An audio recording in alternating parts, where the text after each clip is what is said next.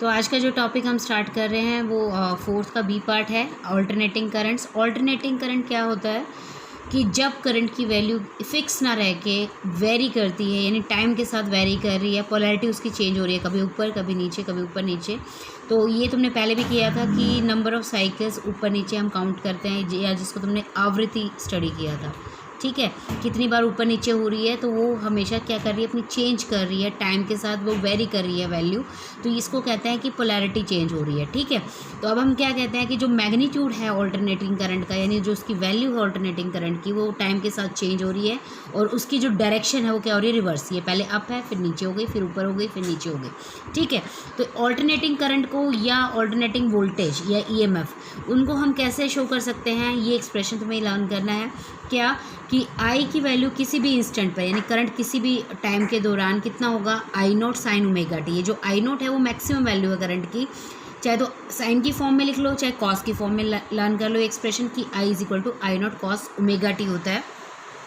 Similarly हम EMF या voltage को लिख सकते हैं E is equal to E not sine omega T, या फिर E equal to E not cos omega T. अभी क्या है एक्सप्रेशन, तुमने 11th क्लास में किया होगा बेटा, कि जो हमारी कोई भी चीज़ है जो वैल्यू वेरी कर रही है, वो टाइम के साथ वैल्यू वेरी कर रही है, चाहे वो ईएमएफ है, चाहे करंट है, चाहे कुछ भी है। तो इसका मतलब अगर हमें साइन वेव बनानी है, तो तुम्हें पता है साइन वेव ऐसे बनती है, ठीक है। इस टाइप की साइन वेव बनेगी। ये एक कंप्लीट वेव हो गई हमारी, यहाँ से लेकर यहाँ तक एक कंप्लीट वेव, दूसरी वेव यहाँ से यहाँ तक होगी, ये हाफ वेव आ गई हमारी, ठीक है। तो इसका मतलब अगर हम टाइम पीरियड की फॉर्म में भी दिखा सकते हैं और एंगल की फॉर्म में भी दिखा सकते हैं। तो हम कैसे शो कर सकते हैं कि अगर हमारे पास मान लो एक ही साइकिल था, हमें कंसिडर करना है, तो ये 0 है, तो ये टी टाइम पे यहाँ पहुँच गई, तो ये इसका आधा हो गया, T/2 का हो गया कंसेप्ट, ठीक है। और अगर टाइम पीरियड में ना लेके तुम क्या कर सकते हो, इधर हम करंट ले सकते हैं या वोल्टेज ले सकते हैं। तो और ये पीक वैल्यू है करंट की या वोल्टेज की, जो ये मैक्सिमम वैल्यू इधर आएगी वो हमारी पीक वैल्यू आ जाएगी, आई नॉट और ई नॉट हो जाएगी, ठीक है। और ये कितनी होगी, इतनी वैल्यू हो जाएगी, राइट। या फिर हम इसको एंगल के फॉर्म में तुमने ग्राफ ड्रॉ किया होगा, तो ये हमारी साइन 0 0 होता है, साइन 90 यानी π/2 हम मैक्सिमम जाएगी, फिर साइन 180 पर ये 0 हो जाएगी, फिर साइन 270 पर यानी 3π/2 पर फिर से मैक्सिमम जाएगी, लेकिन अपोजिट डायरेक्शन में जाएगी, और फिर 360 पर फिर वापस क्या हो जाएगी, ये 0 हो जाएगी। तो ये साइन वेव तुमने शो किया हुआ होगा, ठीक है। तो अब हम क्या कर सकते हैं, अगर इसके और भी हाफ का हमें बात करें तो π/2 पर कितना है, T/4 है हमारा। लेकिन हम यहाँ पे जो निकालेंगे, ईएमएफ निकालेंगे, करंट निकालेंगे, तो वो हम ओवर द हाफ साइकिल, ये पॉजिटिव हाफ साइकिल, और ये जो नीचे जा रही है वो नेगेटिव हाफ साइकिल के लिए। ये हमारी साइन वेव आ गई बेटा। अगर इसी को हमें कोसाइन वेव की फॉर्म में ड्रॉ करना है, तो कोसाइन तुम्हें पता है cos 0 हमारा मैक्सिमम होता है, 1 हो जाएगा। तो हमारी जो वेव है वो ऐसे स्टार्ट हो जाएगी। तो एक वेव हमारी कैसे कंप्लीट होगी, यहाँ से स्टार्ट हुई है, राइट। तो अब हमारी कहाँ कंप्लीट होगी, ये cos 0। अगर हमें टाइम पीरियड की फॉर्म में हमें करेंगे या फिर एंगल की फॉर्म में बात करेंगे, तो 0 पे 0 हो जाएगा, फिर 90 पे 0 पे हमारी मैक्सिमम हो गई, मैक्सिमम वैल्यू करंट की या वोल्टेज की। इधर हम वापस ई और आई यही लिखेंगे, और ये मैक्सिमम वैल्यू से स्टार्ट हुई है, आई और ई नॉट पे ही स्टार्ट हुई है, ठीक है।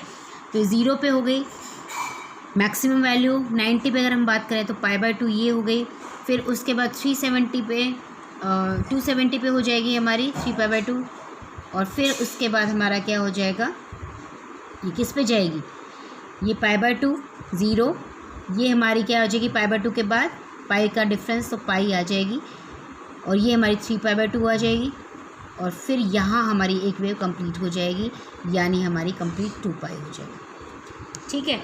या फिर ऐसी टाइम पीरियड आ जाएगा, टाइम पीरियड हमारा यहाँ टी आ जाएगा, तो उसके कॉरेस्पॉन्डिंग हम वैल्यू को ड्रॉ करेंगे, राइट। तो ये हमारा T/4 आ जाएगा, और T/4 के बाद ये हमारा क्या आ जाएगा, T हाफ आ जाएगा। अब हम एक्सप्रेशन की बात करते हैं। ये तो सिर्फ हमने साइन वेव और कोसाइन वेव को ड्रॉ किया है।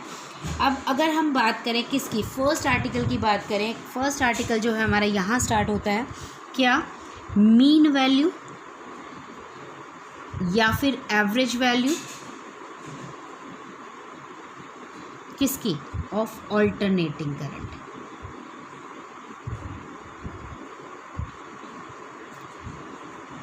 और ये किसके टाइम के लेना है हमें, चाहे तो हम हाफ साइकिल यानी 0 से T/2 तक ले सकते हैं, या फिर T/2 से हम कैपिटल T तक ले सकते हैं, या हम तीसरा केस ले सकते हैं ओवर द फुल साइकिल, यानी 0 से T तक हम ले सकते हैं, 0 से लेकर पूरी एक साइकिल के दौरान हम ले सकते हैं। तो ये फुल साइकिल के लिए हो गया बेटा, ये हमारा नेगेटिव हाफ साइकिल के लिए,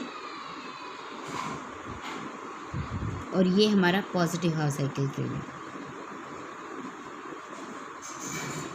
ठीक है, अगर इसकी हम डेफिनेशन की बात करें तो एवरेज या मीन वैल्यू ऑल्टरनेटिंग करंट को हम कैसे डिफाइन करेंगे? एवरेज या फिर मीन वैल्यू किसकी? AC की, ऑफ AC ओवर, अब हम किसकी बात कर रहे हैं? ओवर हाफ साइकिल की बात कर रहे हैं। Over half cycle is defined as, it is defined as that value of steady current, it is that value steady current which would send the same amount of charge for the half cycle as it is send out the AC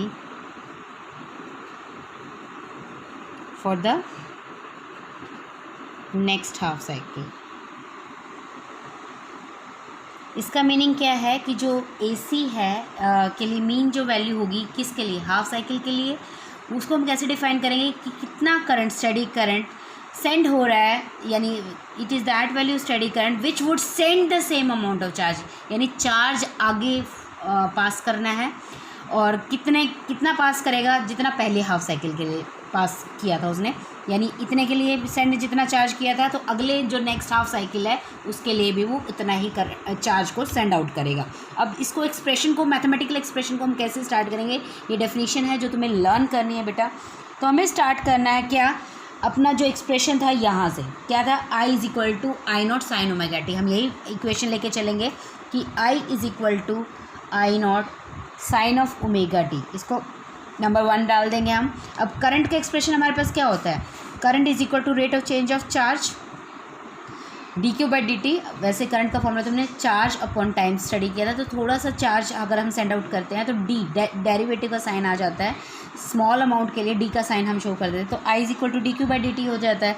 तो यहाँ से अगर हम dQ की value निकालेंगे तो dQ की value क्या हो जाएगी? I into dt, cross multiply कर सकते हो। ठीक है, यहाँ से हमारे पास dQ आ जाएगा I इंटू dt।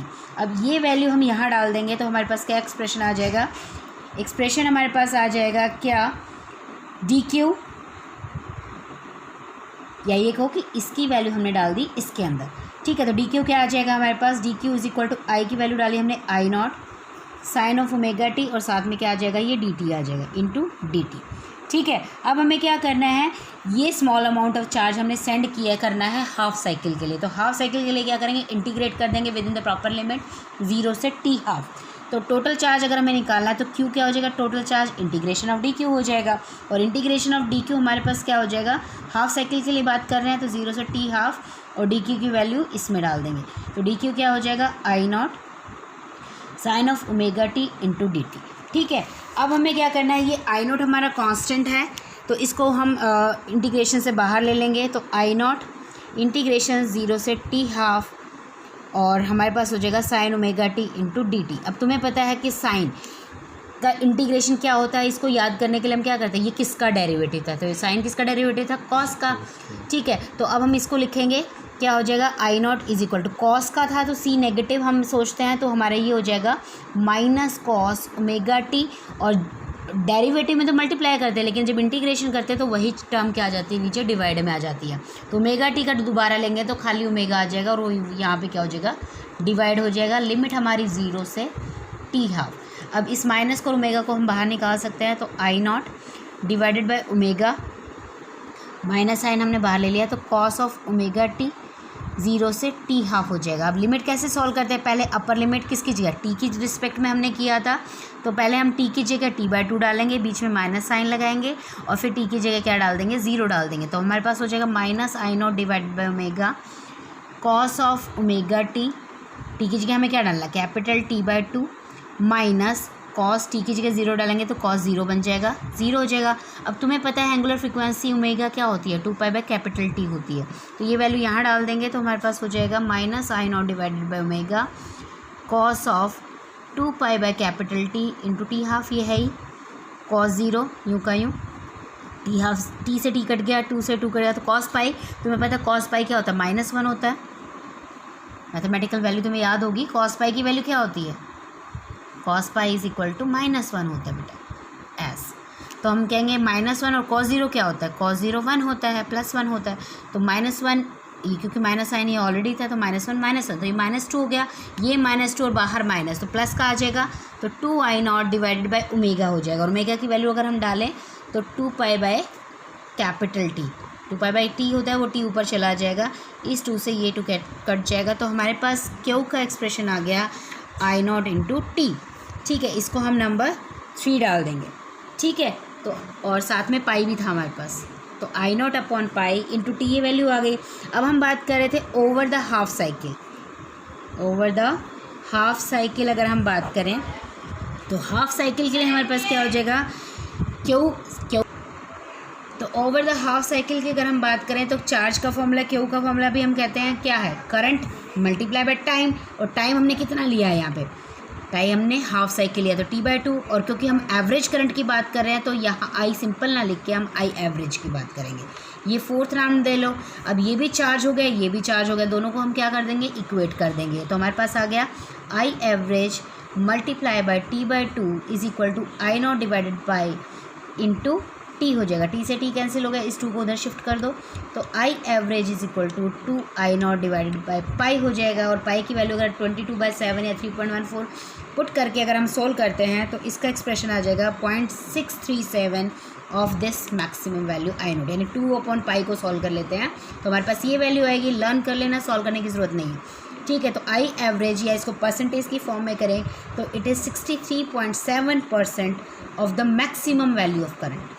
तो ये इतनी वैल्यू आ जाएगी मैक्सिमम वैल्यू ऑफ करंट। इसका मतलब हम जो AC है ऑल्टरनेटिंग करंट की mean value over the half cycle को हम कैसे डिफाइन कर सकते हैं, it is equal to 63.7% of the peak value of the current. ये हमने during the positive half cycle कर दिया। इसी को तुम्हें अब होमवर्क है T/2 से T के लिए करना है, सेम आएगी बेटा। फ़र्क क्या आएगा, बस यहाँ माइनस साइन आ जाएगा एक्स्ट्रा। ठीक है, और अगर फुल साइकिल के लिए करना है तो वो 0 हो जाएगी, क्योंकि प्लस के लिए पॉजिटिव हाफ साइकिल के लिए +0.637 I0 आ गई, नेगेटिव हाफ साइकिल के लिए आ जाएगी -0.637। तो टोटल हाफ साइकिल के लिए क्या हो जाएगी, दोनों को जोड़ दो तो आंसर क्या आना चाहिए, 0 आना चाहिए। तो ये तुम्हारा होमवर्क है आज का। That's all.